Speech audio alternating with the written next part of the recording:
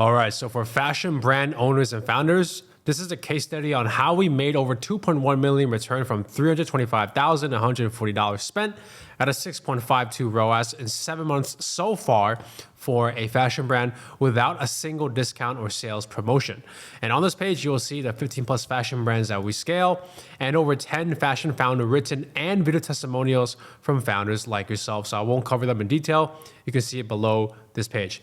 Now, this case study is for fashion brands that make over $35K per month online in sales and have an average order value AOV around $100 and higher that want to scale profitably. So first, here is proof of results, right? You can see at the top right, April 6th to November 6th, 2023, which is 7 months so far. We spent $325,140, 6.52 ROAS, and to be exact, it's $2.1 million and $20,497.99. So now, context on the brand. They were barely running any Facebook ads, and their price point range was from a couple $100s to a bit above $1,000, so nothing cheap. And by the way, quick background, I'm Brandon, one of the co-founders of Digiceptual. We specialize in scaling fashion brands for over 4 years. First, I will cover the product strategy we use and then the ad strategy. Now, the product strategy. In any fashion brand, a small percentage of the products bring in the most amount of revenue. This principle is also known as the 80-20 principle, right? 20% of something is always responsible for 80% of the results. Best sellers are the 20% of products that bring in 80% of the revenue. We identify what are the best sellers by going to Shopify Analytics and looking at top products by units sold. The difference between the best sellers and the rest of the products is night and day, as you can see here. Top 4 products, like 71 orders, 59 orders, 39 orders. The fifth one, 4 orders. Here, I'll zoom in more so you can see it. You can see the discrepancy, the discrepancy. The reason why this is the case is because they have demand in the market. This tells us that the strangers buy these products first the most as their first purchase. So what we simply do is double down on the demand to scale. We see what works and we just do more what works and ignore everything else. Creating demand out of thin air is near impossible. We can't force people to buy something they don't want. So it doesn't make sense selling products that have little to no demand.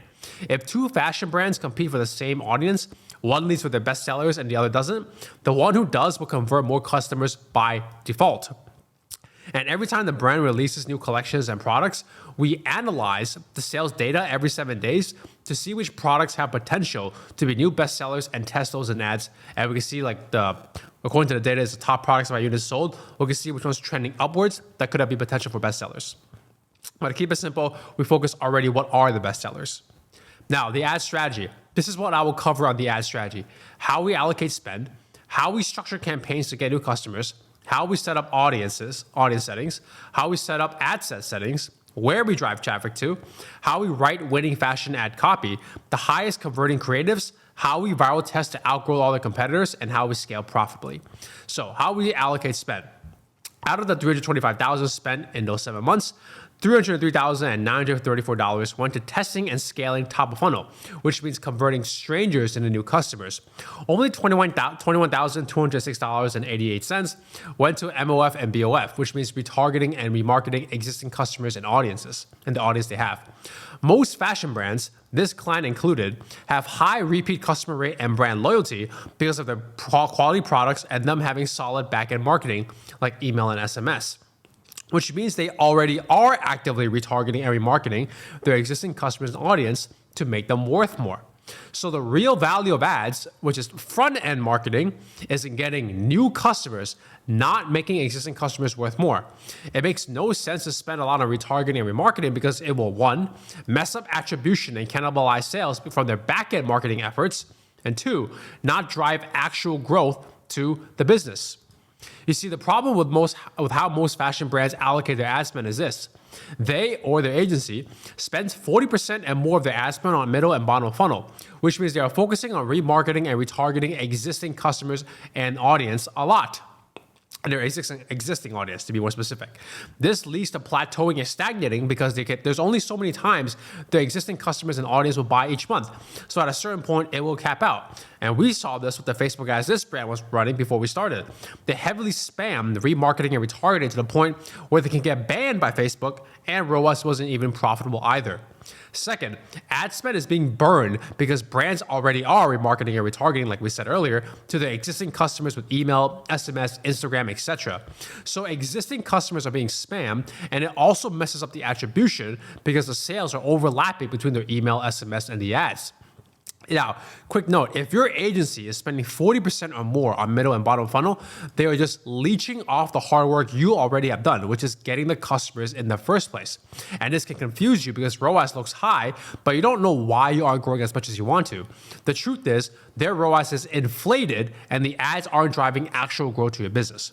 So instead of that, this is how we like to allocate ad spend. Instead of spending 40% or more on middle and bottom funnel, we spend on average 96% on top of funnel and only 4% or less on middle and bottom funnel for all our fashion clients, including this one. In this fashion brand's case study, the allocation is 93% top of funnel and 7% middle and bottom funnel. Close enough, right? Because if we average it out, this is what it is. Because like $333,934 was spent on top of funnel, divided by the total spent, which is equal to 93.4%. Almost all ad spend is concentrated on top of funnel because that is the biggest market for any fashion brand, known as the cold market. Strangers who have never heard of the brand before. And there are 3 segments of the cold market. Segment 1, people who want what the brand's selling and actively seek that type of brand. Segment 2, people who want what the brand's selling but aren't actively seeking that type of brand. And segment 3, people who have yet to decide they want what the brand's selling and aren't actively seeking that type of brand. If we spend 40% or more at middle and bottom funnel, we can only capture segment 1 and parts of segment 2 because 60% or less of the ad spend is on top of funnel. That is how plateaus happen and how growth slows down because we can't fully capture segment 2 and scale in segment 3. The real growth happens by fully capturing segment 2 and 3 and scaling in segment 3. Here's why. Each segment higher means the audience gets colder, which means less trust and less desire to buy. Segment 1 is easy to capture because they just want what the brand is selling and want to buy from that type of brand. They just need to know the brand exists and they will buy. This makes them the smallest segment. Segment 2 is bigger because they want what the brand is selling, but they aren't looking to buy from that type of brand yet. So they need more convincing than segment 1. Segment 3 is the biggest segment because they haven't decided they want what the brand is selling yet and aren't even looking to buy from that type of brand. This makes them the most skeptical and least trustful. However, this makes segment 3 the biggest growth opportunity because if we are able to get segment 3 to buy, our growth is nearly uncapped. So to fully capture segment 2 and to scale in segment 3, we concentrate 96% of the ad spend on top of funnel. 4% of the ad spend on middle and bottom funnel is just enough to remarket and retarget without ruining attribution and burning money. Once we fully capture segment 2 and scale in segment 3, the brand will never plateau, never struggle with getting new customers consistently, and never have to scale down because the amount of new customers we get is near unlimited in segment 3. That is how we drive real growth to the brand, by convincing strangers to buy the best sellers at scale. Now, how we structure campaigns to get new customers. Because we are focused on getting new customers, we structure campaigns to be focused on top of funnel. So there are 4 campaigns in total. Number 1, top of funnel viral testing. This is where we test every week to see what creators convert new customers and why. And I will dive more into the how later on. Budget settings are ABO only. This is so we have the most control on testing to get accurate results. Top of funnel scaling. This is where we mainly scale ads that we tested profitably in the TOF viral testing campaign. Budget settings are CBO, and I'll cover more on how we scale profitably later. Now, TOF Advantage Plus, ASC. As of this time, this is one of Facebook's newest campaign settings. We also use this to scale profitable ads too, but we don't rely on them because it's a black box. Facebook has the most control and no one knows exactly how it works except them. This is why we use ASC alongside our core TOF scaling campaigns over here. If for some reason ASC changes or Facebook decides to take it away, we are safe because we have our own scaling campaigns where we know exactly what is going on. So to us, ASC is just a cherry on top.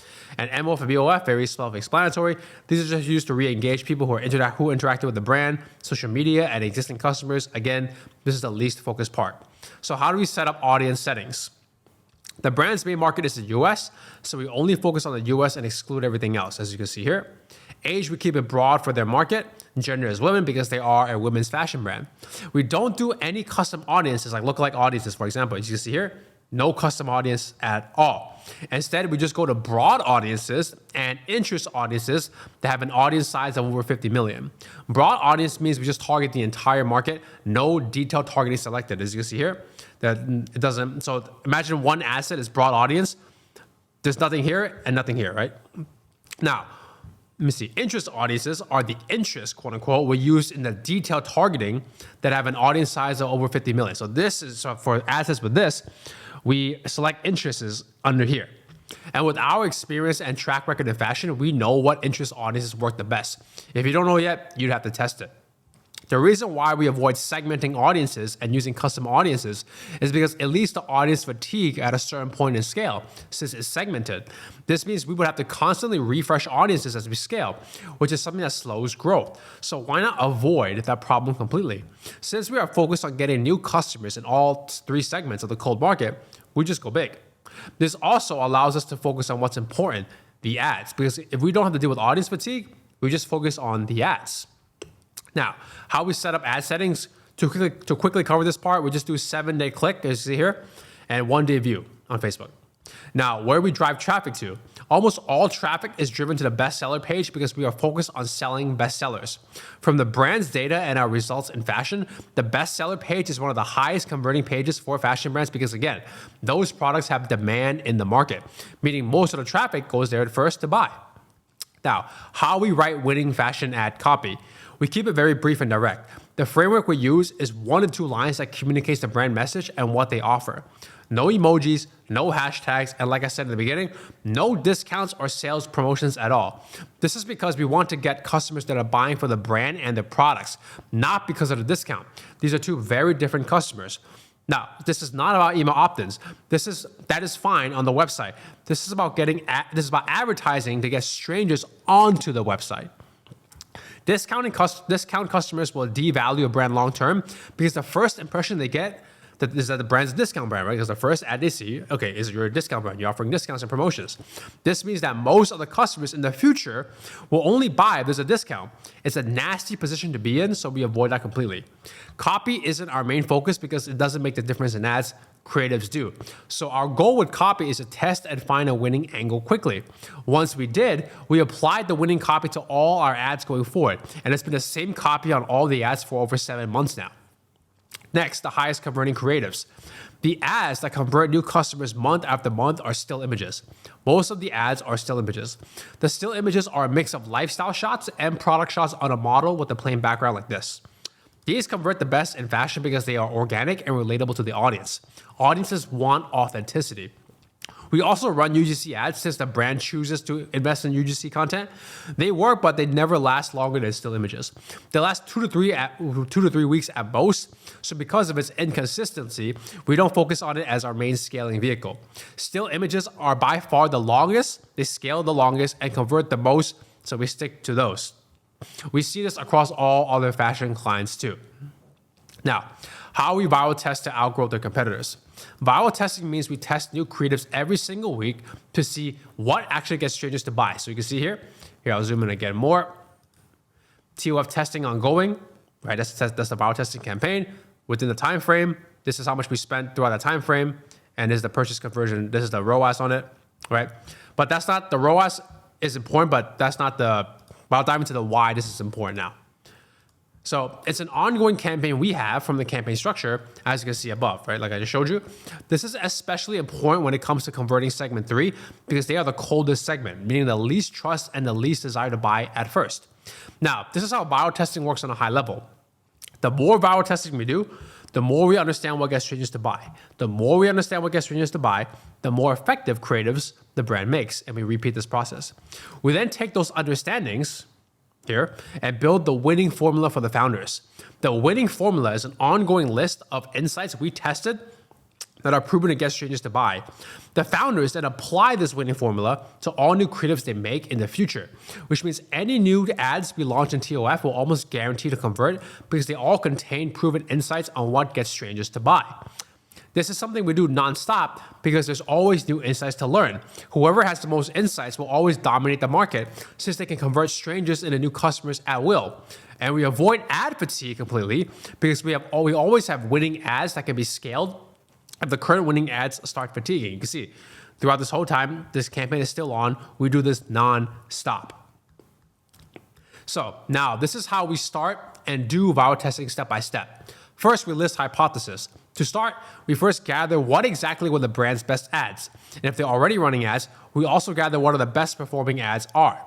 All the best performing ads have patterns among them that get people to buy. Our job is to test and validate if those patterns are true.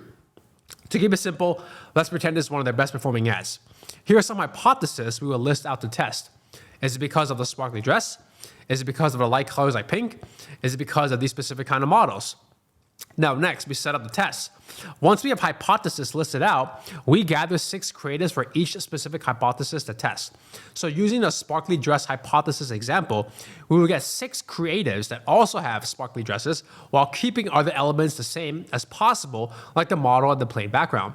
Each of these creatives will be 1 ad, so 6 ads total. Each hypothesis is an ad set, and each ad set will have 6 ads. Here's a visual example. The viral testing campaign budget is set at $20 a day. Once we have that set up, we launch the test. So you see testing, viral testing campaign, ad set, that's the hypothesis, and 6 ads per ad set, which is per test. Now, so once we have that set up, we launch a test. Viral testing campaign budget is set at $20 a day. Running and reviewing viral tests. We always run each test for 7 days max and then review them. 7 days is enough to get accurate conclusions. Less than 7 days is too little. More than 7 days is wasting money. When reviewing, there are 2 outcomes. Number 1, most of the ads, 4 or more out of the 6, are profitable. Second, most or all the ads are not profitable. If at least 4 out of the 6 ads are profitable, it means the hypothesis is true. So what we do is keep those ads running since we scale those up anytime and we add this insight to the winning formula. If most or all the ads are not profitable, it means the hypothesis is false. So what we do is turn off all those ads and add it to the what didn't work column, and which I'll cover in the track and test section. Either result is still a win because we now understand one level deeper what actually gets strangers to buy instead of just guessing. Now, tracking tests. We make a simple Google Sheet with 3 columns. What worked? This is the winning formula. What didn't work? What we are testing next, which is new hypothesis. This is so everyone knows what the winning formula is and what we've tested so far, so we don't waste money testing the same things. Viral testing is how we help the brand systematically outscale and stay ahead of their competitors. Now, how we scale profitably. Very straightforward. All scaling budgets in the scaling campaign start at $500 a day. We typically increase ad spend by 20% a day as long as it's profitable. Below are 3 other proven tactics we use to scale more aggressively when we see opportunities in the market. For number 1, vertical scaling, which we increase the budget of winning campaigns by 30% every 48 hours. It has to be 48 hours to make sure ROAS is stable and profitable.